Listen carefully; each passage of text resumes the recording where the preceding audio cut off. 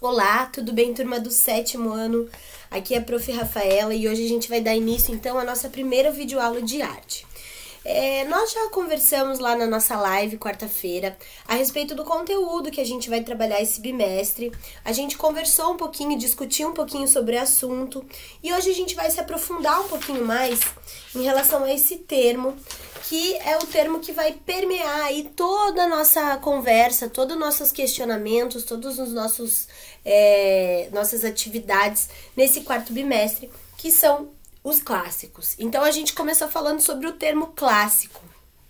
E aí, segundo uma filósofa, Carolina Araújo, ela escreveu um livro chamado O Clássico como Problema.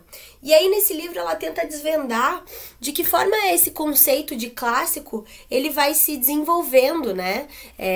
Principalmente depois na área das artes, enfim.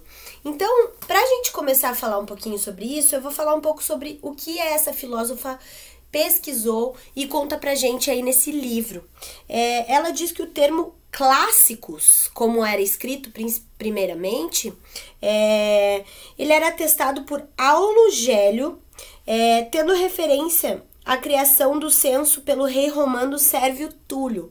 Então, é algo que vem lá da Roma Antiga, né? Em 578 e 535 a.C., muitos e muitos anos atrás. E aí, eles precisavam fazer um levantamento da população que existia lá naquela época em Roma, e eles precisavam, então, classificar as pessoas para se alistarem no exército romano. E aí, então, surge a primeira disposição, o primeiro momento em que esse termo clássico ele é colocado na história, e ele servia então para dispor essas pessoas, né, que eram pesquisadas em classes, certo? Então, isso se dava a partir da linhagem daqueles cidadãos, ou seja, das famílias que eles nasceram.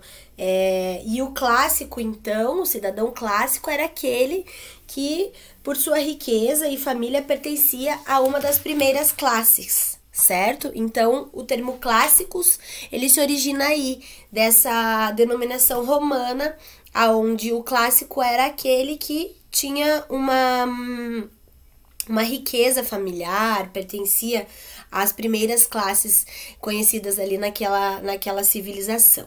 A partir desse momento, então,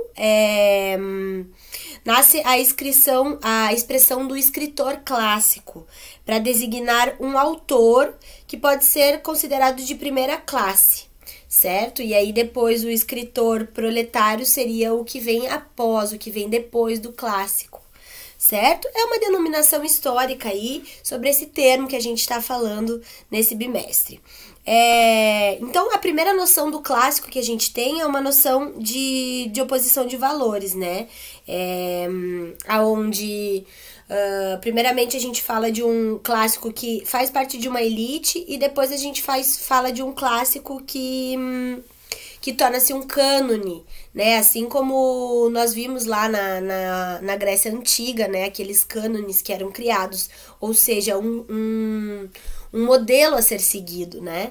E aí, o clássico, ele passa, então, ele deixa de lado essa questão de elitismo, essa questão financeira, né, de sangue, de família, de hierarquia, e ele passa então a se tornar algo que é uma referência, né, uma referência, no caso ali da literatura. Os clássicos da literatura são todas as obras que de alguma forma tornam-se atemporais. Elas são lidas e relidas em diversos períodos da história e elas continuam com a sua potência de qualidade, né? Isso torna ela um clássico.